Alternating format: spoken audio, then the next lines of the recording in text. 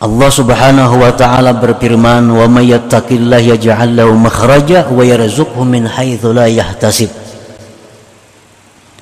Siapa yang takwa kepada Allah, artinya menjunjung perintah Allah, menjauhi larangan Allah, Allah jadikan baginya jalan keluar dari setiap kesulitan, dan Allah berikan dia rezeki yang tidak terduga-duga.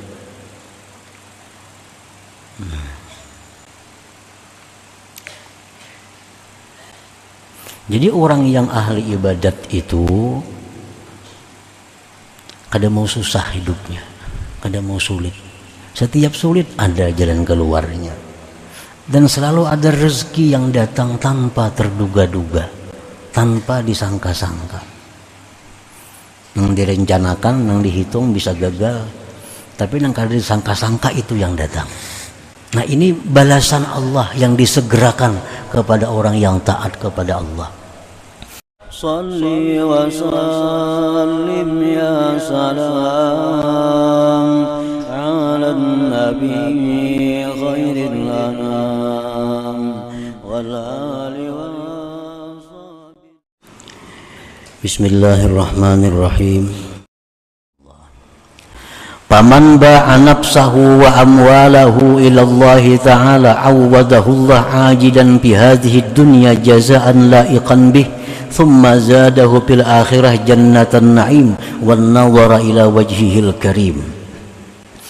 Barang siapa yang menjual dirinya, menjual hartanya kepada Allah. Menjual diri kepada Allah artinya beribadah kepada Allah. Menjual harta kepada Allah artinya bersedekah di jalan Allah. Allah gantikan akan dia segera pada ini dunia, akan sebagai gantian yang layak dengannya. Kemudian Allah tambah dia di akhirat surga naim, dan lagi memandang kepada zat Allah Al-Karim. Para muhibbin rahimakumullah, kita ingat kisah Nabi Musa. Nabi Musa hendak minta kepada Allah melihat Tuhan. Melihat Tuhan ini bisa, tapi kalau sudah kita berada di surga. Karena dunia ini kada akan bisa demikian. Nah, suatu hari Nabi Musa ini minta untuk melihat Allah. Maka Allah mengeluarkan cahayanya sebesar kuku.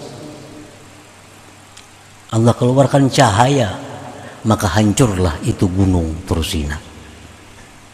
Nah, apalagi Allah itu muncul ke alam dunia, hanya cahaya yang muncul sudah hancur berantakan gunung itu. Nah, jadi balasan-balasan di akhirat, balasan-balasan surga itu kada akan bisa diberikan Allah selama kita hidup dalam dunia.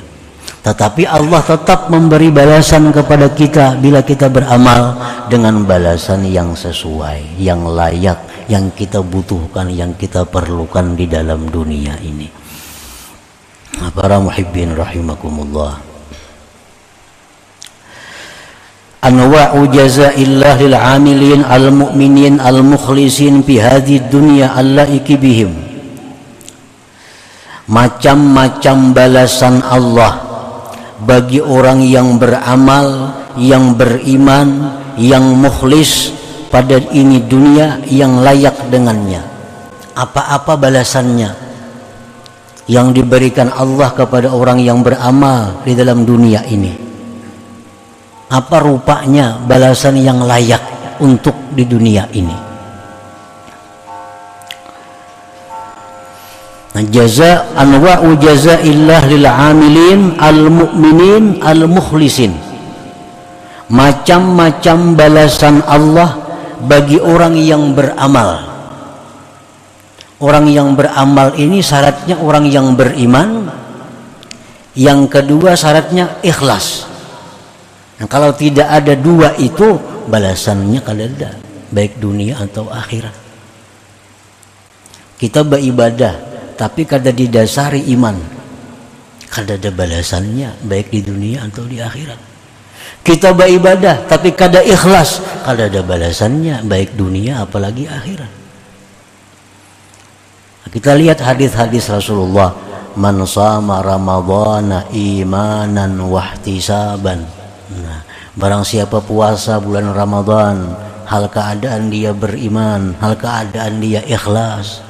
Nah, ada lagi hadis, man qama Ramadan, siapa yang beribadah pada bulan puasa imanan wahtisaba, iman dan ikhlas. Itu kuncinya seluruh amal perbuatan, iman dan ikhlas. Kalau dua itu kada ada, amal kada berarti. Orang munafik mereka beramal, sembahyang berjamaah, bayar zakat. Orang munafik berperang 4 jua, tapi mereka kada ada balasan. Bahkan Allah menyatakan innal munafikin fid darkil asfal min jahannam. Orang munafik itu di dasar yang paling bawah dari jahannam. Maka mereka sembahyang, puasa. Kenapa? Karena mereka sembahyang puasa tanpa didasari iman. Nah, tanpa didasari iman. Mereka hanya ikut sembahyang agar bisa disebut orang sembahyang. Mereka ikut berjuang fisabilillah agar selamat daripada celaan orang. Nah, tanpa didasari iman dan keikhlasan.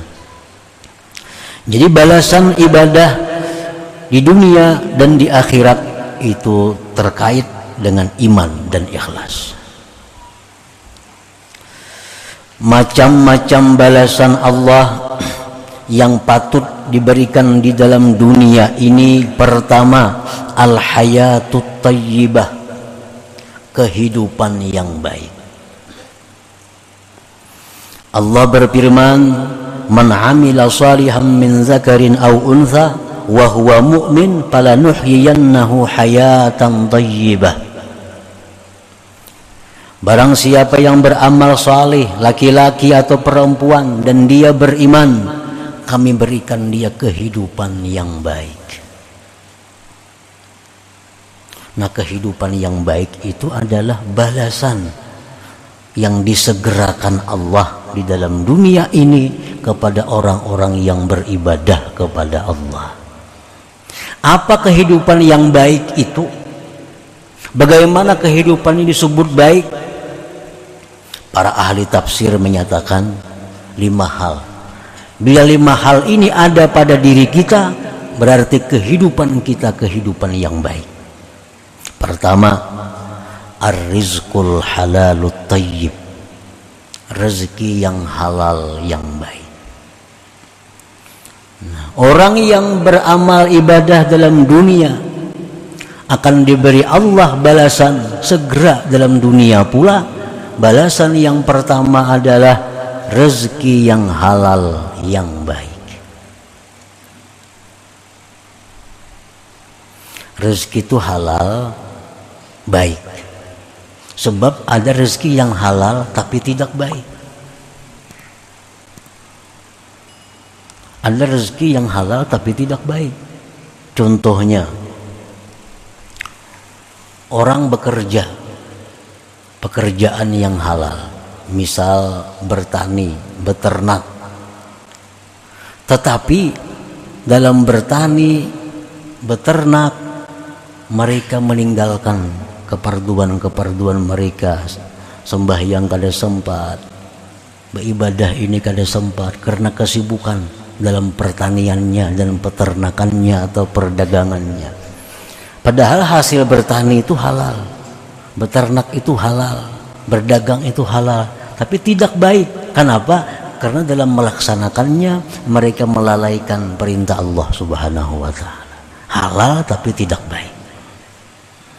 Yang kedua, yang halal tidak baik adalah harta yang baik yang halal, harta halal, dagang contohnya tadi, bertani, beternak. Tetapi keuntungan hasilnya itu mereka gunakan untuk maksiat kepada Allah. Nah, ini halal tapi tidak baik. Kalau rezeki yang halal yang baik itu harta yang didapat yang halal dengan tanpa melalaikan perintah Allah dan tanpa menggunakannya di jalan yang tidak diridai Allah, maka itu rezeki al-halalu thayyib, yang halal lagi baik. Nah, bila kita beribadah kepada Allah Subhanahu wa taala, maka balasan yang segera dikirim Allah adalah rezeki yang halal baik.